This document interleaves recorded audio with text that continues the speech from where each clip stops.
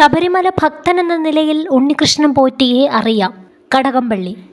ശബരിമല സ്വർണ്ണക്കൊള്ള കേസിൽ അറസ്റ്റിലായ സ്പോൺസർ ഉണ്ണികൃഷ്ണൻ പോറ്റിയെ അറിയാമെന്ന് മുൻ ദേവസ്വം മന്ത്രി കടകംപള്ളി സുരേന്ദ്രൻ.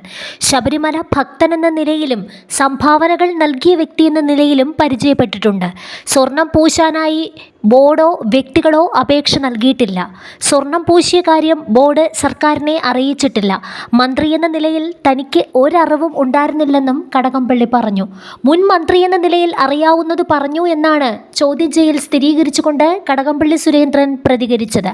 ശബരിമല സ്വർണ്ണക്കൊള്ള കേസിൽ മുൻ ദേവസ്വം മന്ത്രി കടകംപള്ളി സുരേന്ദ്രനെയും മുൻ ദേവസ്വം ബോർഡ് പ്രസിഡന്റ് PS പ്രശാന്തിനെയും പ്രത്യേക അന്വേഷണ സംഘമാണ് ചോദ്യം ചെയ്തത്. സ്വർണ്ണക്കൊള്ളയുമായി ബന്ധപ്പെട്ട വളരെ നിർണായക ചോദ്യം ചെയ്യലാണ് നടന്നിരിക്കുന്നത്.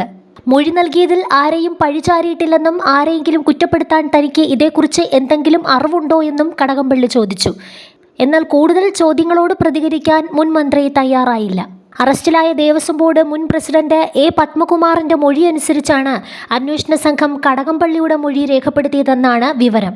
സ്വർണ്ണ കവർച്ച കേസിൽ അന്വേഷണം മുകൾ തട്ടിലേക്ക് എത്തുന്നില്ല എന്നും കടകംപള്ളി ഉൾപ്പെടെയുള്ളവരെ ചോദ്യം ചെയ്യാൻ വൈകുന്നു എന്നുമുള്ള ആക്ഷേപങ്ങൾ ഉയരുന്നതിനിടെയാണ് SITയുടെ നിർണായക നീക്കം. അതേസമയം അറസ്റ്റിലായ ദേവസ്വം ബോർഡ് മുൻ പ്രസിഡന്റ് പത്മകുമാറിന് കൂടുതൽ കുരുക്കാകുന്നതാണ് അന്നത്തെ ദേവസ്വം ബോർഡ് അംഗം N വിജയകുമാറിന്റെ മൊഴി.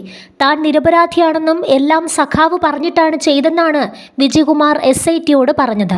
സ്വർണ്ണപ്പാളി മാറ്റുന്ന കാര്യമടക്കം ബോർഡിൽ അവതരിപ്പിച്ചത് പത്മകുമാറാണ്.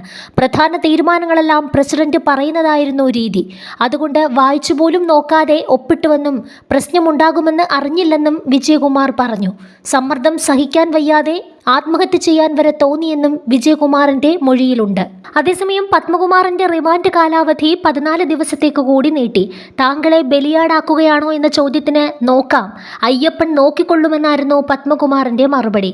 കടകംപള്ളിയാണോ ദൈവതുല്യൻ എന്ന ചോദ്യത്തിന് ശവം തീനികളല്ലെന്നായിരുന്നു പത്മകുമാറിന്റെ മറുപടി.